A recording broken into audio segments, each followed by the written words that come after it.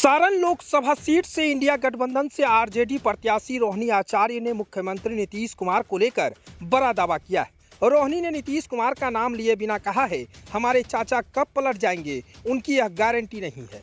फिर करवट बदलने की प्रयास कर रहे हैं, लेकिन उनके लिए दरवाजा अब महागठबंधन में बंद हो गया है।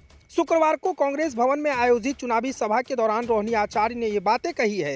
एनडीए से बीजेपी उम्मीदवार राजीव प्रताप रूडी पर भी रोहिणी ने तंज कसा है। उन्होंने कहा है कि रूडी अंकल पायलट व मंत्री थे, फिर भी छपरा से हवाई जहाज नहीं उड़वा पाए। अपने भाषण के दौरान निवर्तमान सांसद राजीव प्रताप रूडी से सवालिया लहजे में पूछे कि उनका कार्यकाल में सारण को क्या मिला। केंद्रीय नागरिक उड्डयन मंत्री, स्वतंत्र प्रभार वाणिज्य उद्योग मंत्री, कौशल विकास मंत्री, संसदीय मंत्री बने, लेकिन सारण को इनके मंत्री बनने से कोई लाभ नहीं मिला। यहां तक कि कौशल विकास प्रशिक्षण केंद्र भी नहीं खुलवा पाए।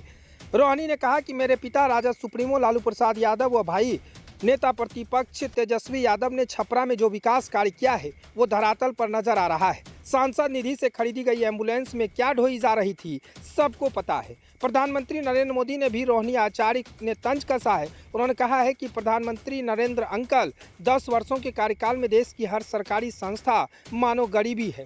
लोग, महंगाई, युवा बेरोजगार व किसान फिलहाल मर रहे हैं, लेकिन आप लोग मस्ती कर रहे हैं। तो साफ तौर से कहें, लालू यादव की बेटी सारण लोकसभा से इंडिया गठबंधन के उम्मीदवार और आरजेडी के प्रत्याशी रोहिणी आचार्य ने मुख्यमंत्री नीतीश कुमार से लेकर प्रधानमंत्री नरेंद्र मोदी पर कटाक्ष किया है। उन्होंने साफ तौर से कहे तो मुख्यमंत्री नीतीश कुमार को भी कहा है कि नीतीश अंकल फिर पलट सकते हैं, यानी बिना नाम लिए उन्होंने साफ तौर से कहा है कि उनकी क्या गारंटी है कि कब वो पलट जाएंगे। फिर करवट बदलने की प्रयास कर रहे हैं, लेकिन उनके लिए दरवाज़ा अब महागठबंधन और आरजेडी में बंद हो चुका है। तो साफ तौर से कहें, रोहिणी आचार्य ने यह बड़ा दावा किया है। उन्होंने कहा है कि नीतीश कुमार का दरवाज़ा अब महागठबंधन और आरजेडी के लिए बंद हो चुका है, यानी अगर नीतीश कुमार अब कभी भी चाहेंगे महागठबंधन या आरजेडी में जाने का तो उसके लिए अब दरवाज़ा बंद हो चुका है। उन्होंने कहा है कि कोई गारंटी लेंगे चाचा का क्या, कि चाचा कब किधर पलट जाएंगे। साथ ही साथ भारत के प्रधानमंत्री नरेंद्र मोदी पर